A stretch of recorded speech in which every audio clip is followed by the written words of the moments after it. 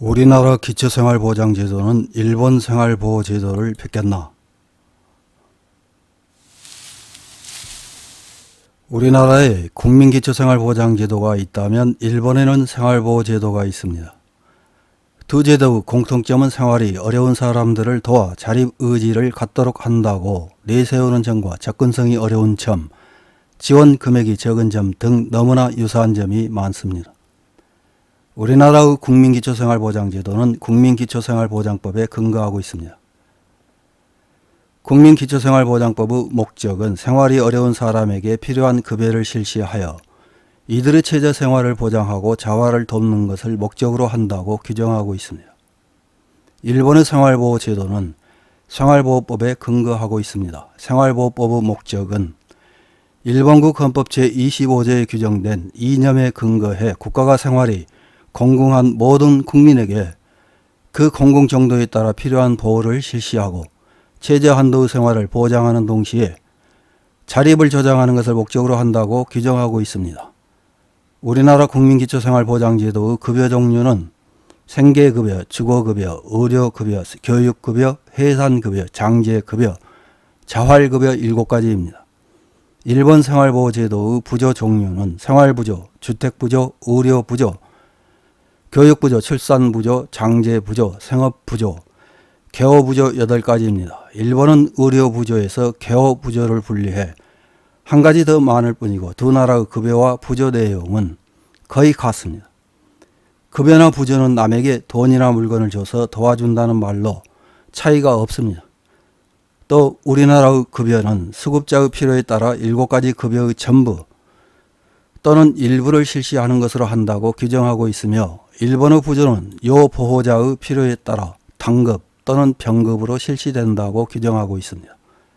이렇게 우리나라와 일본의 법률과 제도 등에서 담고 있는 용어의 정의나 실시 방법 등은 거의 유사하다고 보면 될 것입니다. 우리나라는 주권이 국민에게 있고 모든 권력이 국민으로부터 나온다는 민주공화국이지만 일본은 일왕이 국가의 주인인 유사민주주의 국가입니다. 그런데도 이런 일본의 법률과 정책을 거의 따라하다시피 하고 있습니다. 우리나라에서는 국민기초생활 수급 대상자로 선정되어야 할 사람이 선정되지 못해 어려운 생활을 하다가 좋지 않은 선택을 하기도 합니다. 신청 과정, 조건, 절차 등이 너무 복잡해 도움을 받아야 할 사람들이 스스로 신청 자체를 포기하는 사람들이 많다는 것인데 일본도 마찬가지입니다. 아니 어떻게 보면 우리나라보다 더 심하다고 할 수 있습니다. 일본에서 생활보호 대상자를 대하는 관공서 담당 공무원들의 근무 태도와 국민들의 차가운 시선 등을 확인해 볼 수 있는 내용을 조금 더 살펴보겠습니다. 아베 정권 하인 2012년 중의원 선거에서 자민당은 생활보호비 급부 수준을 10% 인하하겠다는 어처구니 없는 선거 공약을 들고 나와 선거에서 승리했습니다. 이에 지자체들은 일제히 생활보호비를 인하했습니다. 이 후유증은 지금도 현재 진행형입니다. 생활보호비 인하로 생활이 어려워진 서민들은 변호사들의 도움을 받아 지자체를 상대로 인하 취소 소송을 제기해 일부 지자체에서는 승소했지만 패소한 곳도 있습니다. 일본 국민들도 자기 인생은 자기 책임인데 왜 다른 사람이 도와줘야 되느냐는 인식을 가진 사람들이 많습니다. 또 현금을 주면 술, 담배를 사거나 파친코 등에서 협의한다며 현금 대신 현물 급부를 해야 된다는 주장을 합니다.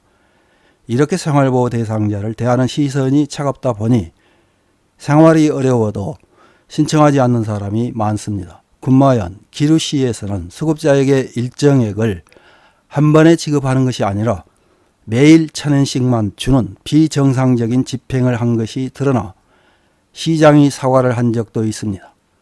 또 담당 공무원이 생활보호 수급자에게 생활지도를 한다며 매일 아침 7시에 전화를 걸기도 합니다. 물론 생활보호법에는 지도할 수 있다는 조문은 있지만 피보호자의 자유를 존중하고 필요한 최소한도에 그쳐야 한다는 규정도 있습니다.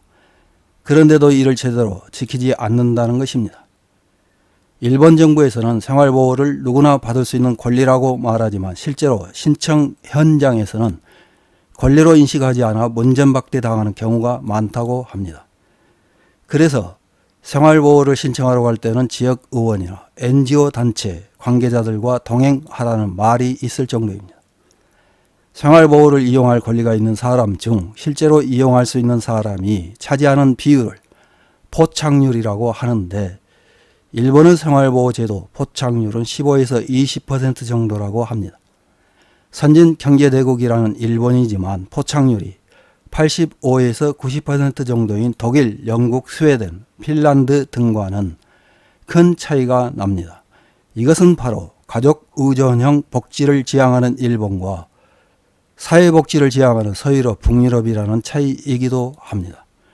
좋은 점보다는 나쁜 점에서 일본을 따라가려고 하는 우리나라도 하루빨리 가족 의존형 복지에서 벗어나 사회복지를 지향하는 서유럽과 북유럽을 따라가야 할 것입니다.